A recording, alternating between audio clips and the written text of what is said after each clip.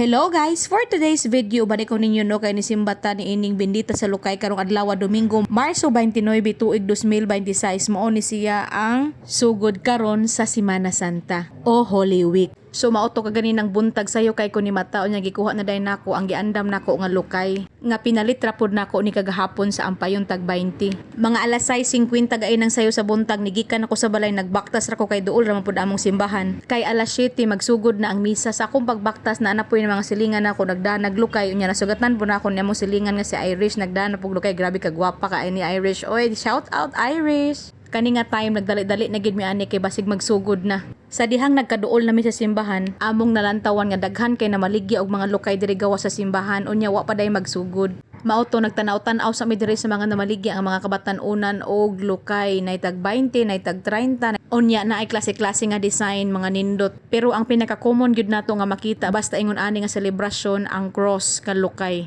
Nga ginama gikan sa palma o Lukay sa lubi. So later on sa inyong pagtanaw ni ining video, natay gamay nga pagpasabot nga nung Palm Sunday. Ug unsay kahulugan ni ini.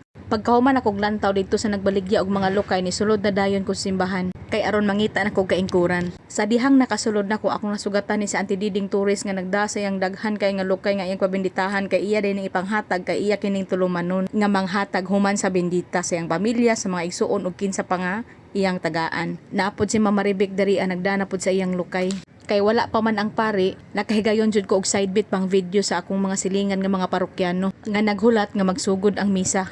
Kining panahon na alas 7:10 na sa buntag. Nindot puding Lukay nga gidekorate diri sa puste simbahan. Sa akong pagtuyok-tuyok, akong gitsika og gikamusta ang mga gwapa namo nga lektor nga sila Mamayang, si Ate Diding, ilabi na sa Tiginggi nga bagong installed namo nga lektor sa simbahan. Unya ako siyang gi-congratulate kay nakapasar siya sa iya mga pagsubok, mga seminar. Kay dili baya lalim mahimong lektor, daghan kag agian nga mga seminar ug uban pa.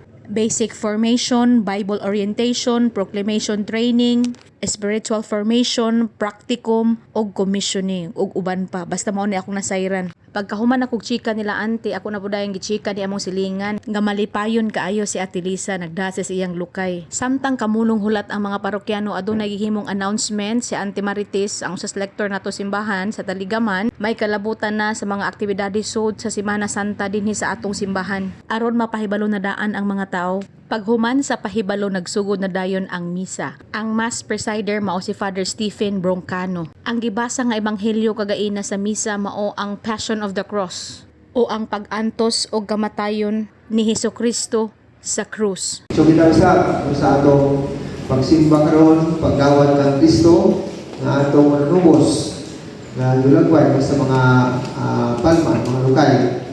So unta atong i-welcome si Jesus sa atong kasing-kasing siya mapausanon. Kung po kita hindi unang adlaw sa Semana Santa ngayong balahan ngayon nga alam ka nato ang mga sakripisyo ni Kristo magdalaw kaliwasan. Alam sa tanan kita gibaapit niini nga kita sa susunod ni Kristo ibaan nakasinabi kita sa mga pag-antos unta kasinabi ka na pag-sinsa sa Ginoo sa atong mga pag-antos. Naawatuan ka. Ang Palm Sunday o Bendita sa Lukay, nagtimaan sa malipayon nga pagsulod ni Kristo sa Jerusalem. Gisugat siya sa mga tao nga nagkupot og mga dahon sa palma o Lukay. Ilang gibuklad sa dalan o gisinggitan siya og Hosanna. Simbolo kini sa pagdawat o pagpasidungog kang Hesus isip hari og manluluwas. Maunang sa atong tradisyon, magdalata og Lukay o palaspas, ipabless sa pari, ibutang sa balay, para proteksyon og panalangin. Kanus ani nagsugod nga tradisyon. Ang Palm Sunday nga selebrasyon nagsugod pa sa unang mga Kristiyano mga ikaupat nga siglo AD o after death. Gidokumento sa mga pilgrim sa Jerusalem nga ginabuhat na kini didto. Sa paglabay sa panahon, gisunod na kini sa tibuok Roman Catholic Church o uban pang Kristiyanong simbahan. Ang bendita sa Lukay mismo nahimong popular nga tradisyon sa mga Katoliko isip visible nga simbolo sa pagtuo. Sa Pilipinas nahimo kining kultura o religious practice nga ginaapilan sa halos tanan. Ang lawom nga mensahe dili lang ni basta selebrasyon apan kini nagpahinumdom nga ang kalipay sa Palm Sunday musunod dayon ang kasakit sa Good Friday. Nag-awhag nato nga dili lang baba ang pagtuo kundi sa tinuod nga kinabuhi.